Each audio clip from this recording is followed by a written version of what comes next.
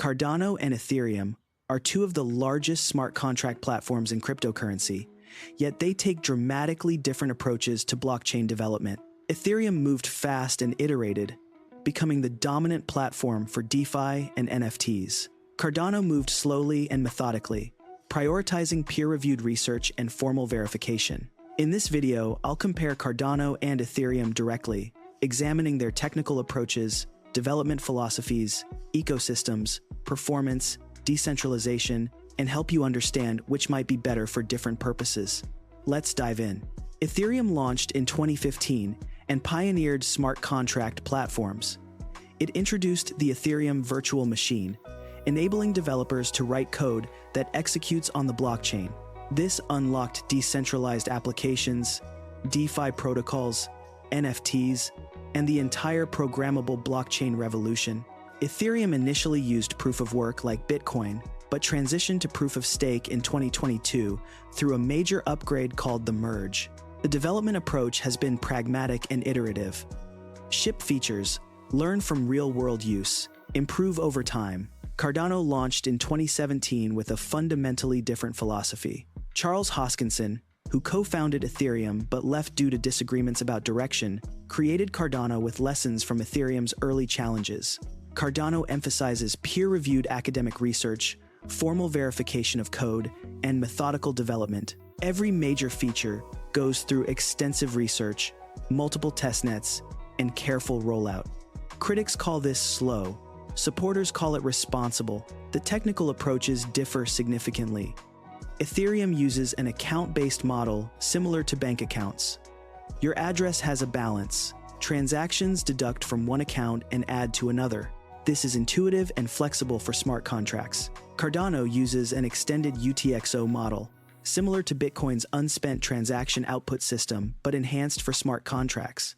This provides better parallelization and security properties, but adds complexity. Smart contract languages also differ.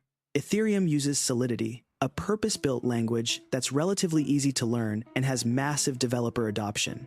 Thousands of developers know Solidity. Extensive documentation, tutorials, and tooling exist. Cardano uses Plutus, based on Haskell, a functional programming language known for correctness but with a steep learning curve. Cardano also supports Marlowe for financial contracts. These languages enable formal verification, but are harder to learn than Solidity.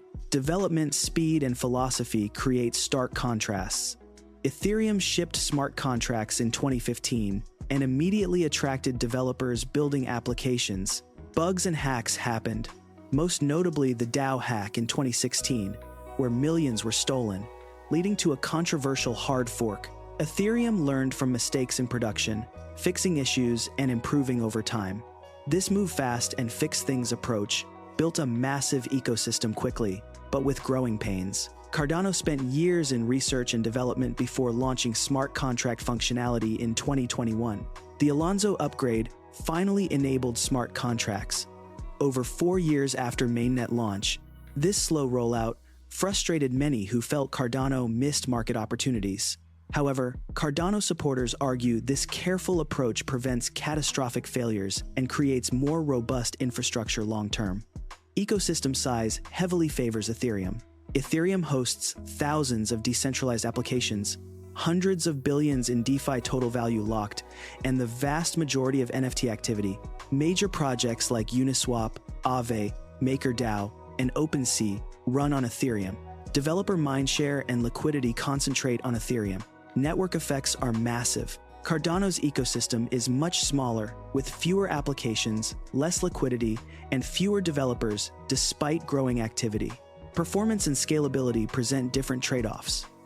Ethereum processes about 15 transactions per second on the mainnet, with fees that spike during congestion. However, Layer 2 rollups like Arbitrum and Optimism provide fast, cheap transactions while inheriting Ethereum's security. Ethereum's roadmap embraces Layer 2 scaling rather than increasing base layer throughput. Cardano claims higher theoretical throughput, processing dozens of transactions per second currently with capacity for more as the network optimizes. Fees remain low. Cardano's approach scales the base layer through optimizations and eventually through Hydra, a Layer 2 scaling solution still in development. In practice, Cardano's advantage is theoretical because network usage remains much lower than Ethereum's, making direct performance comparisons difficult. Decentralization is debated for both chains. Ethereum has thousands of validators after transitioning to proof of stake. Running an Ethereum validator requires 32 ETH, roughly $100,000 at current prices, plus technical knowledge. This creates barriers, but validator diversity is strong. Cardano has over 3,000 stake pools with lower barriers to entry for delegation. However, stake pool operations still requires technical knowledge and resources. Token distribution affects decentralization too. Ethereum's Ether launched through a public sale with wide distribution, though concentration exists among early adopters and the Ethereum Foundation. Cardano's token had multiple funding rounds and significant allocation to IOHK, the development company, and the Cardano Foundation. Critics argue this centralizes control. Cardano supporters note the treasury system funds development without relying on a single company long-term. Governance models differ significantly. Ethereum uses off-chain governance, where the community discusses proposals and core developers implement changes. This is informal and sometimes contentious, but has worked for years. Major decisions like the DAO fork and transition to proof of stake happened through rough consensus. Cardano implements on-chain governance through Project Catalyst, where Cardano holders vote on funding proposals and eventually protocol changes. This democratic approach sounds appealing, but faces challenges around voter participation and complexity. Development funding mechanisms create different dynamics. Ethereum relies on the Ethereum Foundation, grants, and ecosystem projects, self-funding through tokens or revenue. Cardano's treasury receives a percentage of transaction fees and staking rewards, creating sustainable funding for development proposals approved through governance. This treasury model could provide long-term stability if it works effectively. Real-world adoption and partnerships vary. Ethereum dominates DeFi and NFTs with established protocols and billions in daily volume. Major companies experiment with Ethereum for various use cases. Cardano emphasizes partnerships in developing countries, particularly Africa, for identity solutions and financial inclusion. These partnerships generate headlines but haven't yet translated to major on-chain activity or adoption metrics comparable to Ethereum's. Staking and rewards differ between chains. Ethereum staking requires 32 Ether and technical setup, though staking pools and services like Lido make it accessible to smaller holders. Rewards vary but typically range from 3 to 5% annually. Cardano staking is more accessible. You can stake any amount of Cardano through delegation to stake pools without giving up custody.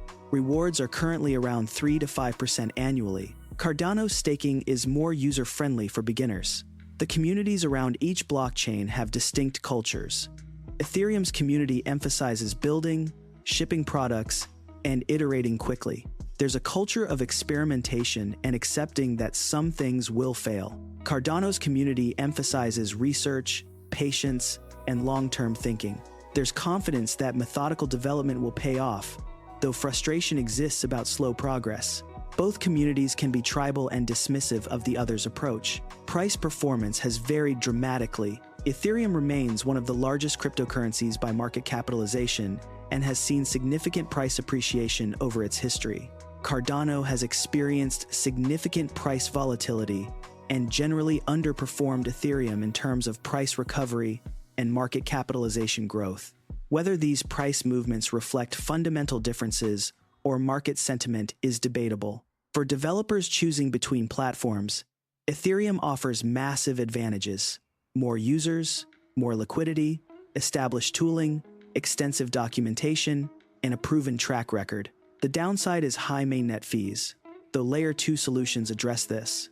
Cardano offers lower fees and the appeal of formal verification for high-security applications.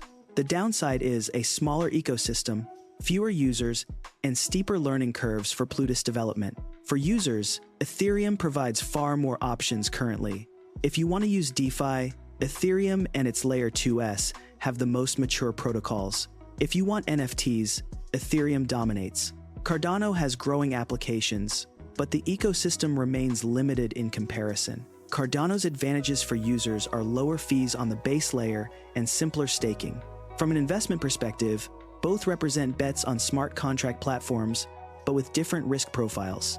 Ethereum is the established leader with massive network effects and ecosystem. It's a safer bet, but might have less upside from current levels given its large market capitalization. Cardano is a higher risk bet on its methodical approach, eventually proving superior and attracting significant adoption.